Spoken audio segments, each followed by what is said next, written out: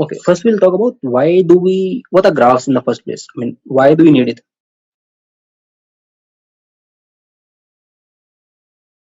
Uh, think about problem like Google Maps. I think almost all of you will be using Google Maps these days. So when you want to go from point A to point B, you want to find out, okay, what's the best distance? Sometimes it show you multiple paths, right? And it shows you what are the in each path, what's the distance, what's the time, and it tells you what's the right option for you. It also tells you where the congestion is there, where is not. So how the Google Maps solve these kind of problems? This is one problem.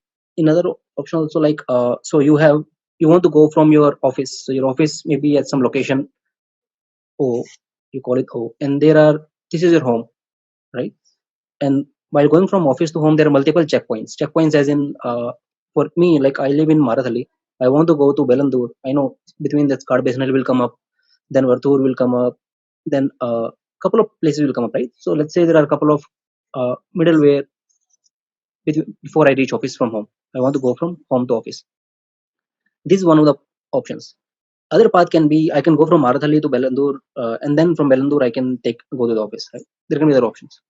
So this is basically a graph means is the representation of some points, and there is a connection between these points. So in this particular case, the point is my home and other hotspots which are there, which is the particular place name in this particular case, and then the office. And then there is a connection between from my home to this point. This connection is by road. Here also this connection is by road, right? So this is what you represent the graph. It's basically, so you can say there are a set of points. We call these points as vertices. You can represent by V vertices, right? So if I say the graph is G, so it primarily has two components.